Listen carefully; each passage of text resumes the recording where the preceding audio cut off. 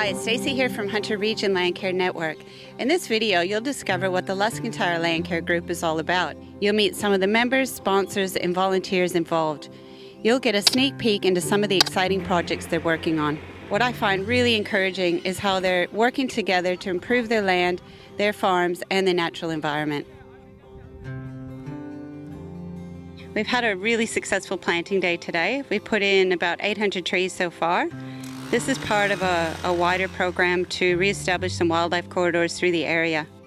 Thanks to the Greater Bank for sponsoring 4,000 plants. This whole area was once forest. It was cleared for farming. We're hoping that it'll restore some sort of vitality and protection. The areas that are sheltered are more productive. Well, it's caring for the land. This area here is start of a wildlife corridor that we want to go from the river through to the mountains on the other side of the road. It was the first project we undertook and it's gone really well. Despite all the rain and the grass growth, the trees and the shrubs are firing along. They're doing really well. So we're very happy with it. Just follow the line of this tree down here. That's the kind of vision I have to plant this whole corridor. And then what we'll end up with is we'll have an adjoining path with what's behind us here on the other side. We just got to get it back to kind of what it was like and still be able to live here and still run cattle and things like that. So it's just putting back a little bit what's been stripped away. It's getting out in the fresh air is the main thing, but more important, you can see what you actually achieve by re-establishing the vegetation, even on the properties like this one we just worked on. You learn so much about the history of the place. How are you using regenerative agriculture in your farming practice? To help everyone get on board, we've had a field day thanks to Landcare. They provided some money and we had Colin come over from Mudgee and talk about soil health and the things you can do. And he actually went around and inspected 7 of the farms and gave us an idea of what we could be doing to make things go a bit better. We can focus on the soil, regenerate the organisms in the soil to get better pasture growth. As you can see around here, there's a lot of grass and we haven't used any fertiliser whatsoever. It's just moving your stock regularly through the farm, and that allows the grass to recover, has a long recovery period so it can thrive and get its roots down deep and provide sugars to all the organisms in the soil. And the more organisms in the soil that come back, the better grass you get and you don't have to use any chemicals. So it's a win-win situation all over. We're trying to cut out synthetic fertilisers, trying to cut out a lot of herbicides, pesticides. So rotational stock grazing is something we started out at. Tree planting, trees produce a lot of fungi, beneficial fungi.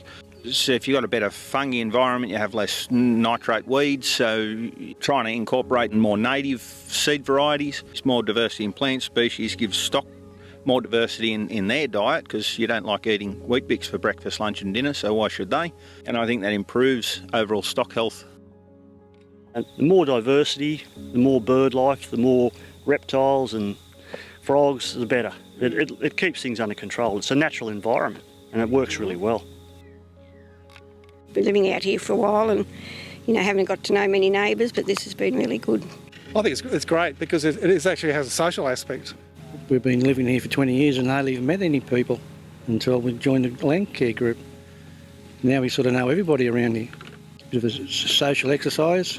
We all get in and help each other.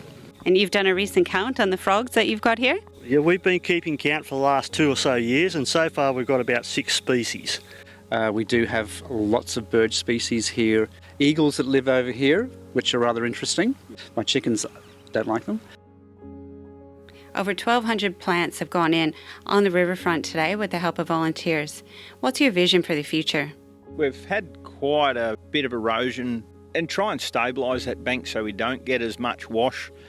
And hopefully the benefit on that also is we'll create a bit of an ecosystem. Things can go back to the river and become fish food. So it's hopefully a benefit in both ways. We create that ecology and ecosystem, make animals more happy to live here, bugs and whatever else, and then the fish can wind up with a bit of a free feed. The grand plan, I believe, for here will be a couple of root balls further upstream to create some voids in the river where the fish can hopefully spawn or migrate to and breed. Can you tell me a little bit about Ozfish and your partnership with Landcare? We're now into our second year of the Ozfish Landcare New South Wales partnership. So it's essentially capacity building, getting together Landcare and community and Ozfish recreational fishers and getting them out there to restore our riverbanks and look after our waterways. So this is a perfect example of one of those kind of projects. We've got both the community, some recreational fishers down here, and we're basically planting a whole range of species along the riverbank to both stabilise it and hopefully provide some habitat and a food source for native fish. And you've also got a pretty mature river red gum growing on the riverfront down on the Hunter as well on your property? Yeah, we're very lucky. There's one great big granddaddy tree over on the back there. We've had brown falcons nest in it and different birds at different times, and it just seems to be a magnet for the wildlife around the place. With any sort of long-term plan, I hope that people on the other side of the river see what's happening on this side of the river and the flow-on effect happens. If we could get people to look after their riverbank a lot better than what they are, I think it would benefit future generations phenomenally. I was helping planting trees and then I started playing in the water when I noticed the water to help the community and the air. Because when you breathe out oxygen, then the trees clean it. Well done.